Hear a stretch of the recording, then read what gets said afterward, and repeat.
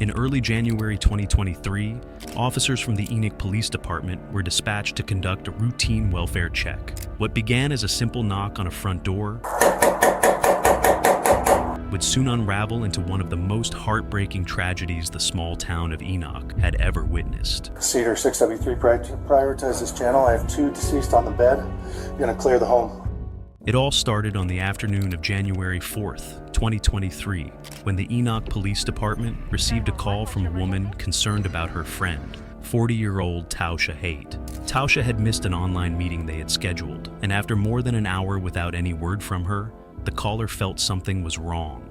She tried to reach Tausha by phone and email, but there was no reply, which wasn't like her at all. Tausha was going through a difficult divorce from her husband, Michael Haight. Their relationship had been troubled for a long time, and Michael had reportedly been abusive, not just to Tausha, but also to their oldest daughter, Macy.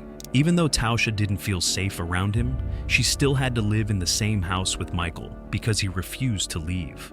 The caller knew all this and worried that something bad might have happened, possibly to both Tausha and Macy. I have Haley, who is going through a divorce and was going to go back to her home last night. They had to do some paperwork, and I'm a little bit concerned. We had an appointment scheduled that she missed. She doesn't ever miss appointments. Is there any way I can set up to do a well check at her home? I was a little bit concerned for her safety that way, and I just want to make sure she's okay. I can't get her by phone or email, and it's not like her to miss an appointment. Okay, do her and her ex still live together? Yes, that was what the situation was. He was refusing to leave the home, and that's what the paperwork was. She was going to file paperwork to get him out.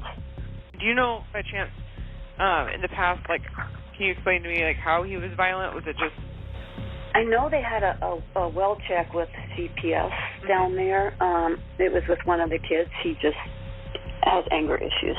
And do you know if there are any weapons involved? I've been talking about that. There are firearms in the house. I think they're locked up. I was actually encouraging her to get those out and turn them into you because I knew in Utah you could do that. I used to practice. I know they had guns, but she thought they were safe, locked up, because I was trying to ask if he would have access to those. But I don't know what happened that way.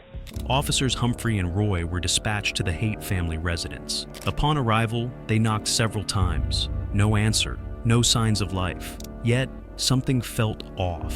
The home was too quiet, too still. They had no legal grounds to force entry, not yet, so they decided to step back and reassess.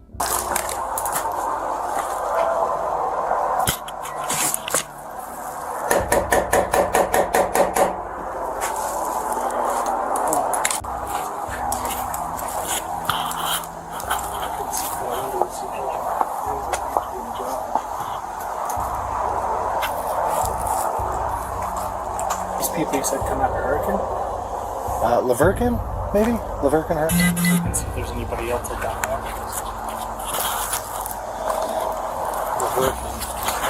I'll have someone go by it. Just then, a call came through from Cedar City Police. Michael Haight hadn't shown up for work, nor had he contacted his co-workers, many of whom knew about the strained marriage.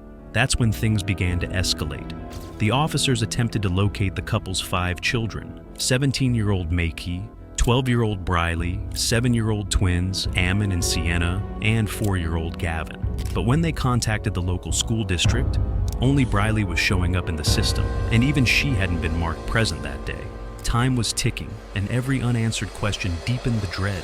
Officer Roy had to leave the scene temporarily, so Officer Humphrey pressed on. He began reaching out to family friends, hoping someone might have keys or any insight into what was going on behind the doors of the Haight home. Eventually, a family friend arrived with a spare key. Together, he and Officer Humphrey entered the residence. Oh, yeah. Sorry, they were just asking. Let's go check. There's 5 kids. Yep. Enoch City Police Department. Enoch City Police Department. Yeah.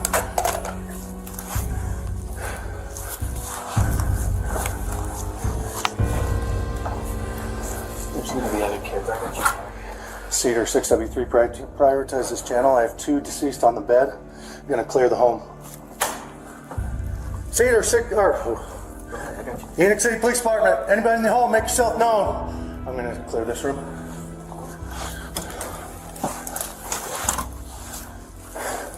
Nobody.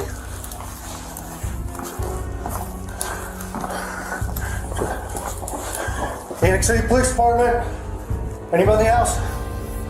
We got another one deceased right here.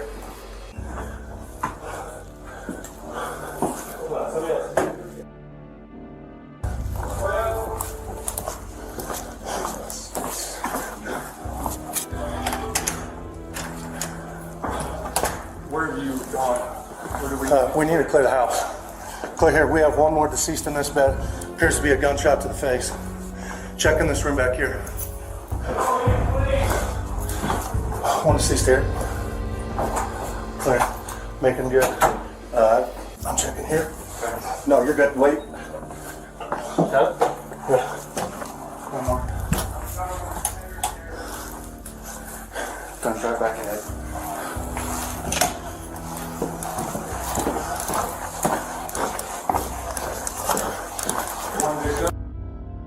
That's the head. Boys, down here, make yourself known. 2, 4, 6. Hold right there, Chief. Phoenix City Police Department. One more up top, blood on bed.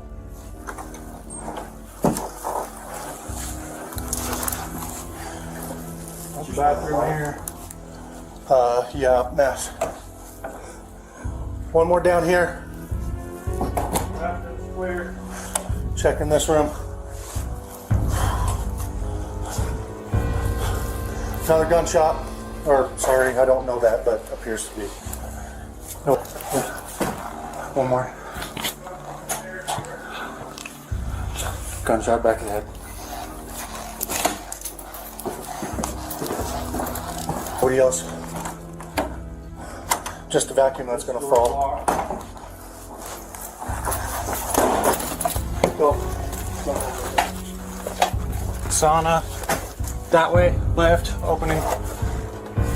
Safes. Got keys in 2 safes down here. Clear here.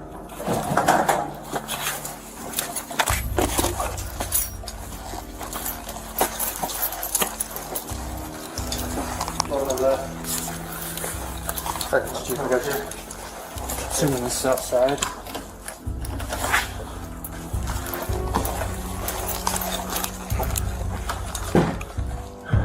That's got another dead body. This is Michael here. Third one door, Chief, hold on. Go ahead, 671.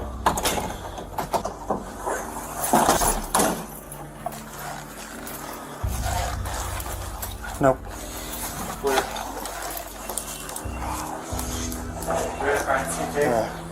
Cedar. Premises is clear.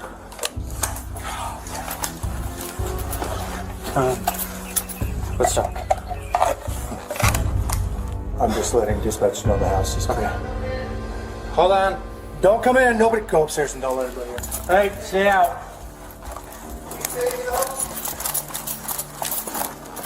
Just right here.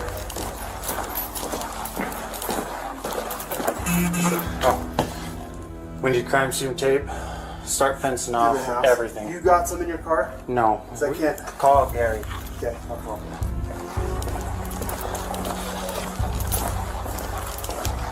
Sierra 60. 6W6, can you notify the county attorney?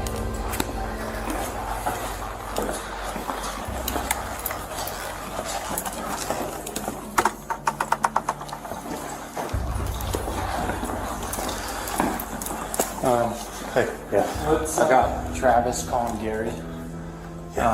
So we can get things. Yeah, and I was just with Gary, so Do you have any crime scene tape in your truck? okay, do.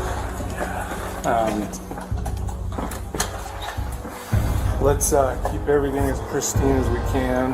What they found was beyond anything they could have imagined.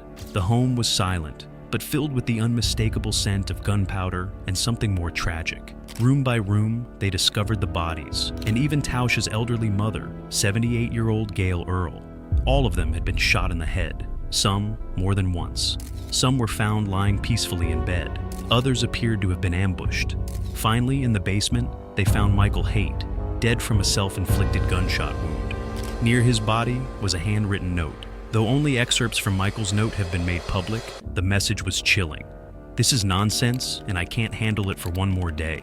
We will not be a burden on society." It was a clear confession, wrapped in blame and bitterness. But the most damning piece of evidence wasn't the note. It was found in Michael's search history. Just 5 days before the killings, he had looked up. How loud is a 9mm gunshot? Would a neighbor hear a gunshot in a garage? How loud is a gunshot inside a house? He wasn't just fantasizing, he was planning. This horror didn't come out of nowhere. The warning signs had been there for years. Michael had previously been under investigation by Child Protective Services. His eldest daughter, Macy, had reported abuse, but with no charges filed and Tausha hesitant to push further.